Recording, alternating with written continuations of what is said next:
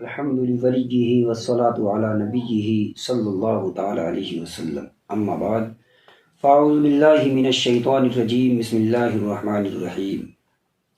قال اللہ تبارک و تعالی فی القرآن المجید والفرقان الحمید، اہدنا الصراط المستقیم، صدق اللہ العظیم۔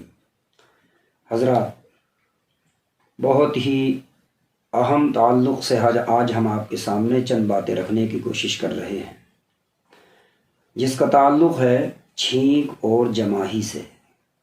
چھینک کبھی کبھی بغیر بیماری کے بھی آ جاتی ہے، اور جماہی تو ہر انسان کو عام طریقے سے، مرد عورت بچہ بڑا سب کو آتی رہا کرتی ہے۔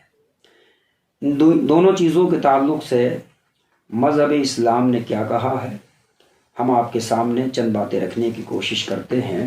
لہٰذا دیکھیں، نبی کریم رؤوف الرحیم صلی اللہ علیہ وسلم کا فرمان عالی شان ہے، چھینک اللہ تعالیٰ کو پسند ہے، اور جماہی ناپسند ہے۔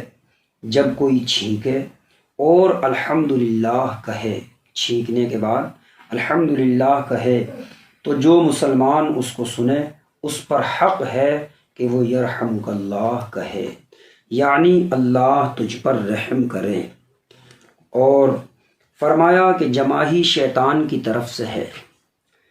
جب کسی کو جماہی آئے تو جہاں تک ہو سکے اس کو دفع کرے، یعنی روکنے کی کوشش کرے، کیونکہ جب کوئی آدمی جماہی لیتا ہے تو شیطان ہنستا ہے، یعنی خوش ہوتا ہے، کیونکہ جماہی کسل یعنی سستی اور غفلت پیدا کرتی ہے۔ ایسی چیز کو شیطان پسند کرتا ہے۔ خیر، اب دیکھیے، چھینک آنے پر الحمدللہ کہنا، جواب میں اس کے یرحمک اللہ کہنا آپ نے سنا۔ اسی کے ساتھ ساتھ جماہی کے تعلق سے آپ نے سنا کہ جماہی آئے تو کوشش کرنا چاہیے کہ رک جائے، روک لیں، کوشش کریں۔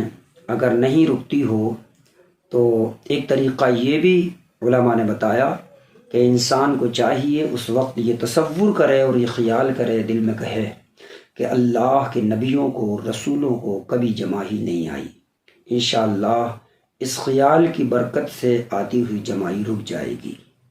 لہٰذا اب اس کے تعلق سے چند مسئلے آپ کے سامنے رکھتے ہیں۔ جب چھینکنے والا الحمدللہ کہے تو اس کی چھینک کا جواب دینا واجب ہے، یعنی ضروری ہے، اور جس طرح سلام کا جواب فوراً ہی دینا، اور اسی طرح چھینک کا جواب دینا کہ وہ سن لے، واجب ہے، یعنی فوراً دے دے اور تھوڑا سا زور سے دے دے کہ وہ جواب کو سن بھی لے۔ بالکل اسی طرح چھینک کا جواب بھی فوراً ہی اور بلند آواز سے دینا واجب ہے، جیسے سلام کا جواب۔ کیونکہ آپ کو کسی نے سلام کیا، آپ نے اگرچہ جواب دے دیا لیکن اگر زور سے نہیں دیا یا کچھ دیر بعد دیا تو سلام کرنے والے کو ایسا محسوس ہوتا ہے، کبھی کبھی فیل ہوتا ہے، وہ سوچنے لگتا ہے کہ نہ جانے اس نے میرے سلام کا جواب کیوں نہیں دیا، یہ مجھ سے ناراض تو نہیں ہے، آخر کیا وجہ ہے۔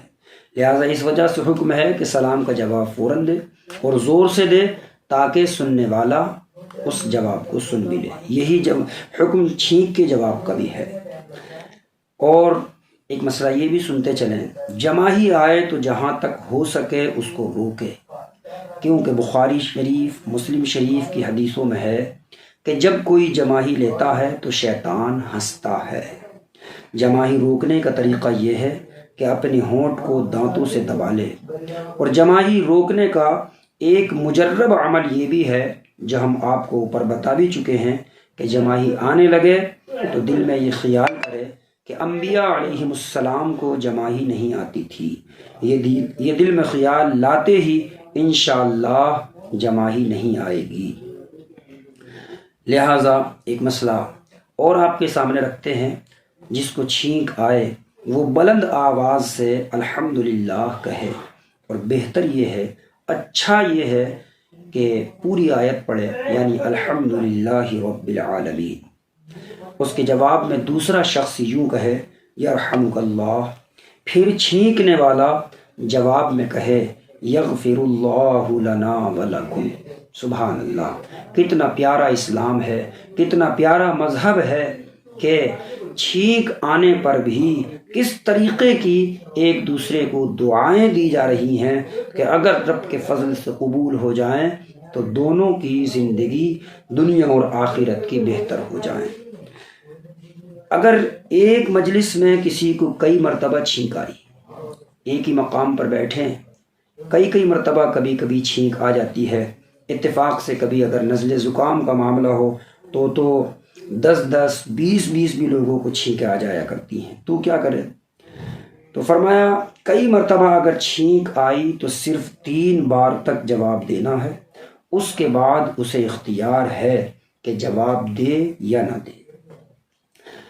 دیوار کے پیچھے کسی کو چھینک آئی، آپ دیوار کی دوسری سائیڈ ہیں، جس کو چھینک آئی وہ دوسری سائیڈ ہے، لیکن اس کی چھینک کی آواز آپ کو آئی، اس نے الحمدللہ کہا، وہ آواز بھی آپ نے سنی، تو سننے والے پر واجب ہے کہ اس کا جواب دے۔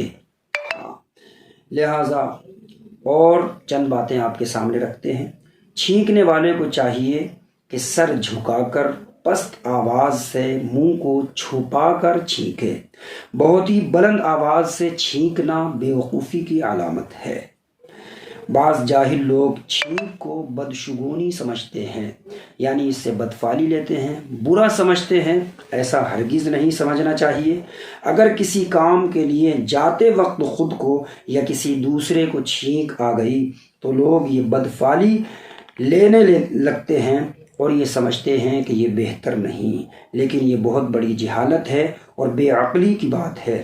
حدیث شریف میں تو یوں آیا ہے کہ چھینک اللہ تعالیٰ کو پسند ہے، اور یہ بھی ایک حدیث میں ہے کہ اگر کوئی بات کرتے ہوئے چھینک آ جائے تو یہ چھینک اس بات پر شاہد ہے، یعنی گواہ ہے، عدل ہے۔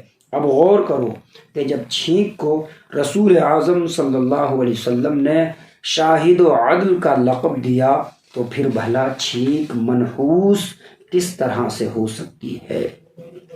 اس لیے لوگوں کو اس گندے عقیدے سے توبہ کرنا چاہیے کہ چھینک منحوس اور بدفعل چیز ہے۔ خداوند کریم مسلمانوں کو اتباع سنت اور پابندی شریعت مصطفیٰ صلی اللہ تعالی علیہ وسلم کی توفیق بخشے۔ ایک مسئلہ اور سن لیں۔ چھینک کا جواب ایک مرتبہ واجب ہے، دوبارہ چھینک آئی اور اس نے الحمدللہ کہا تو دوبارہ جواب دینا واجب نہیں بلکہ مستحب ہے۔